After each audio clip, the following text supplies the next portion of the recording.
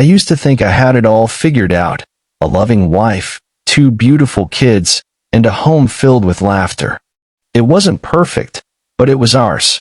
I worked hard to provide, never complained about the long hours, and always made time for family.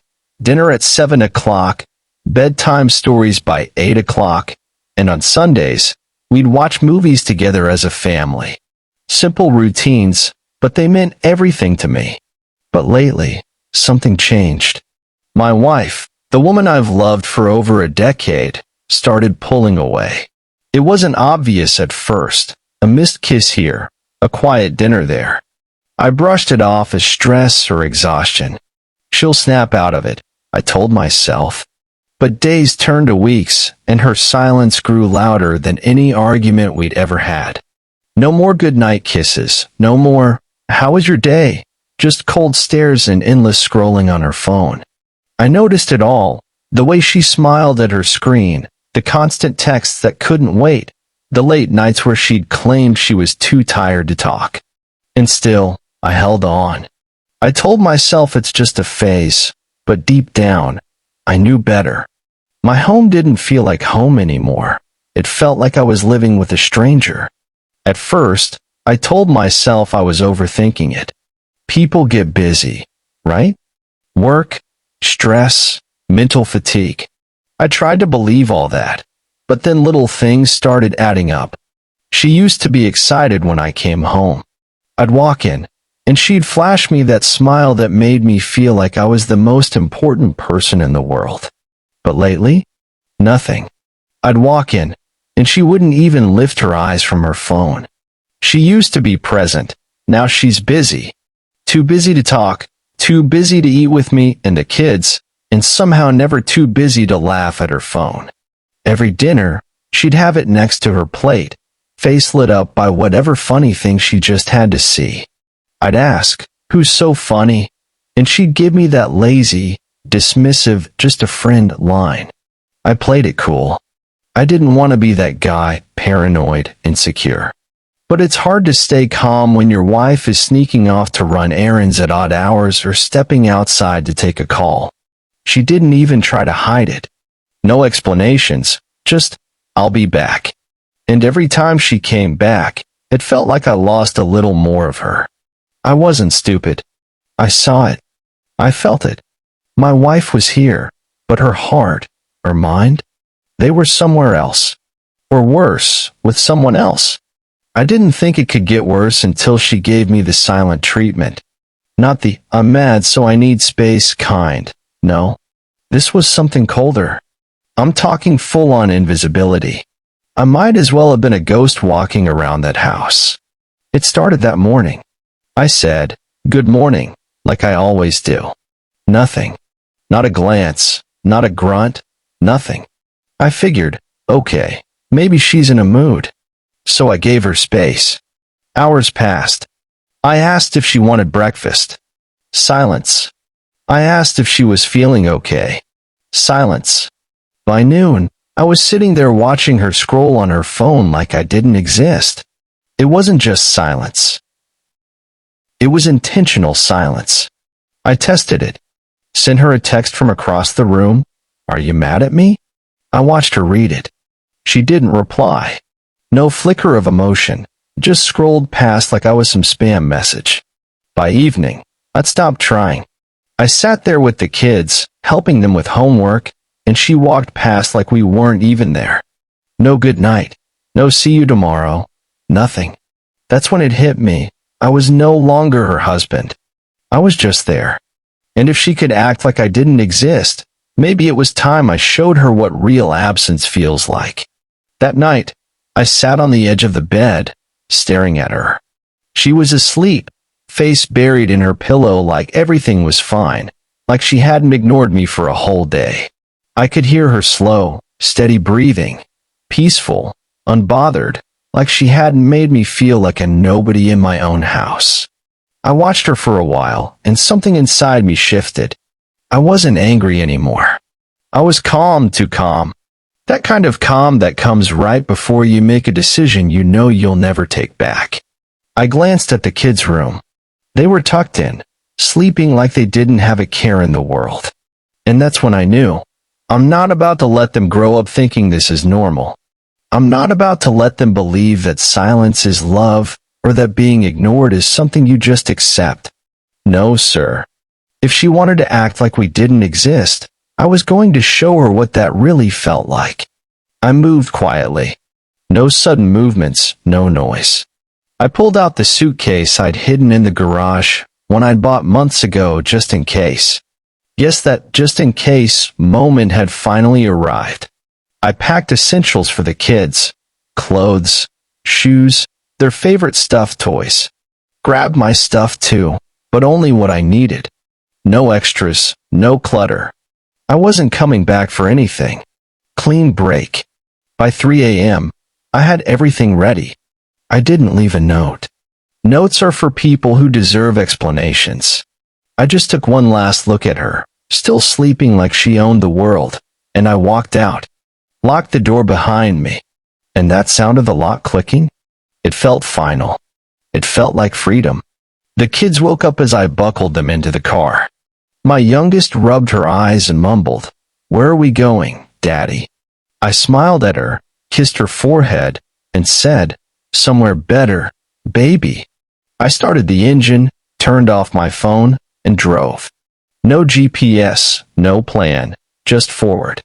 I can only imagine what it was like for her that morning. She probably woke up slow, stretching like she had all the time in the world. No rush, no urgency. She probably reached for her phone first, that same phone she couldn't put down long enough to say goodnight to me or good morning to her kids. But this time, the house felt different, quieter than usual. No sounds of cartoons playing, no laughter from the kids, no smell of breakfast cooking. Just silence. The kind of silence that makes your heart race before you even know why. I bet she called out, "Babe?" Nothing. Kids. Still nothing. Maybe she assumed we'd gone out for an early errand? Friend. Yeah, that's it, she probably told herself. But I know how her mind works. Minutes passed. Her calls to my phone went straight to voicemail. No read receipts on her texts. By now, her heart was probably pounding, that anxious kind of panic that builds slowly but hits all at once. She must have run to the kids' room, expecting to see them playing or sleeping in, but she found nothing. No toys on the floor, closets half empty, drawers open. Panic turned into full-blown fear. I bet she called her mom first, then her friends. Have you seen them? Desperation creeping into her voice. I wonder if she realized it yet, that I was doing to her exactly what she did to me, ignoring, dismissing, disappearing. Her calls probably started coming faster. 10, 20, 30 missed calls. I didn't answer a single one. I pictured her pacing the living room, phone pressed to her ear, tears streaming down her face. "Please, just answer. Please," she'd whisper, like it would make a difference. But I wasn't there. She'd ignored me for 24 hours. I was going to show her what it felt like to be invisible. And unlike her, I didn't need a phone to do it. I know exactly how it went down. After a full morning of pacing, calling, and checking every possible place I could have gone, she finally broke. Not the quiet kind of breakdown, no. This was the frantic, ugly kind. You know, the one where you're calling everyone you've ever known, asking them to please just check if he's there.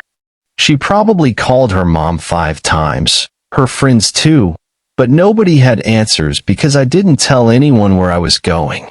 That's when she called the police. I could almost hear her voice in my head. "My husband's gone. He took my kids. I think he kidnapped them." I bet she expected sirens, detectives, a full investigation like on TV. But that's not how it works.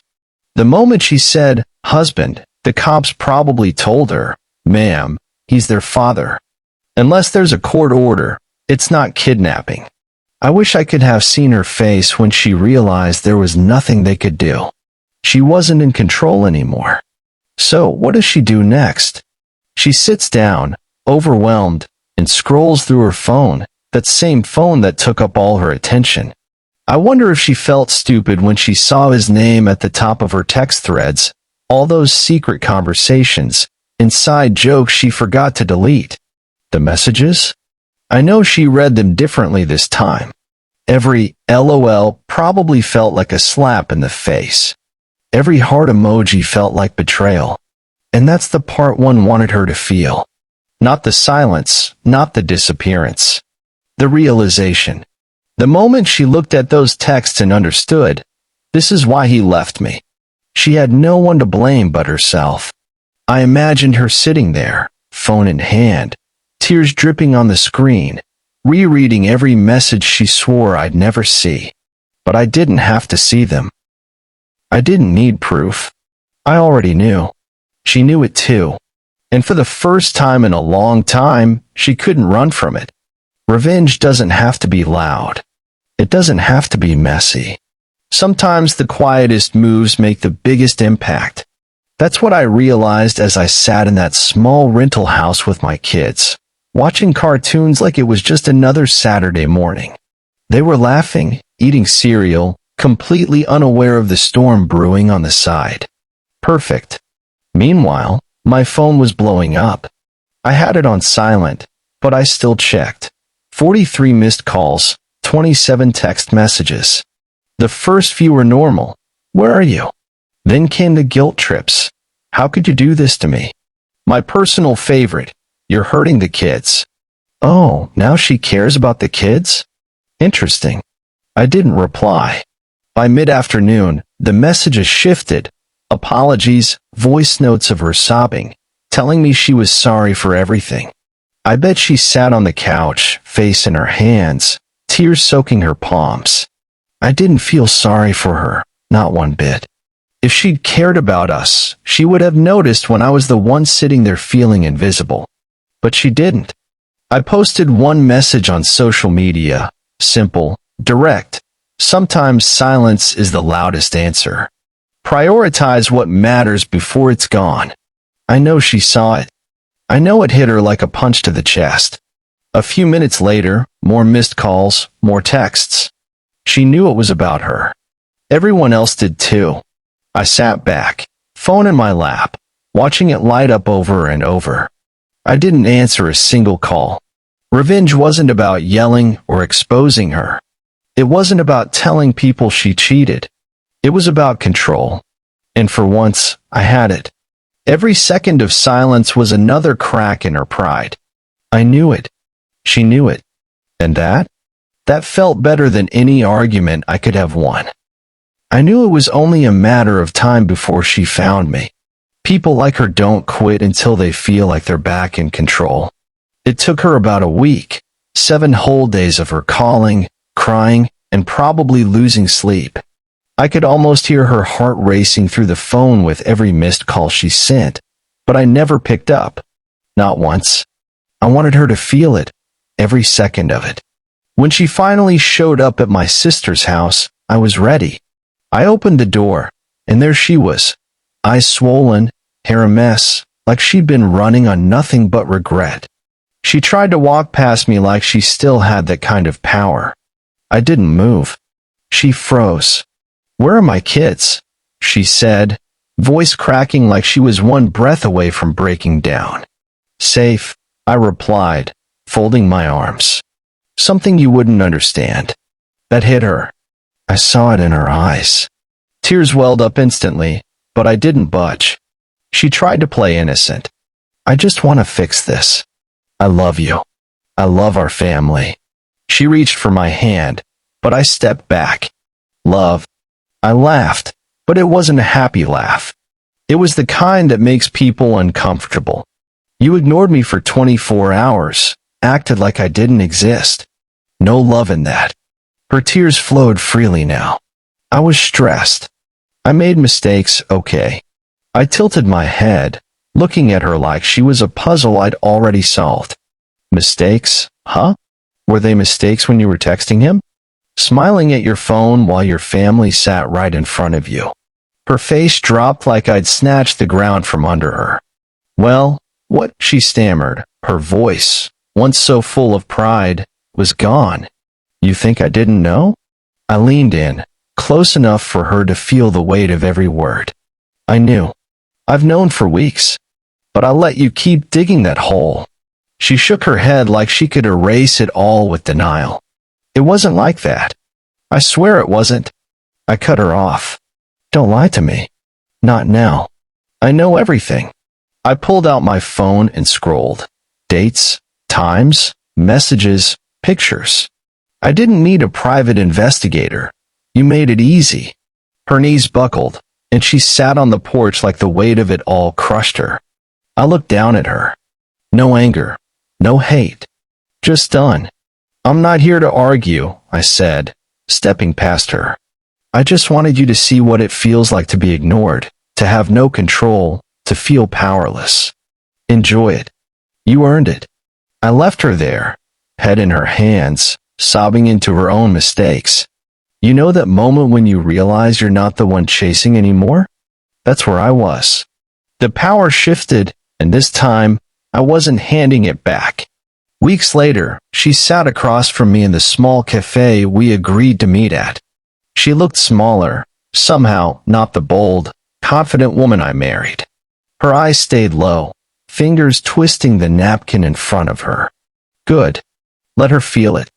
I'm glad you came, she said, voice soft, like she was trying to be delicate. Too late for that. Yeah, I bet you are.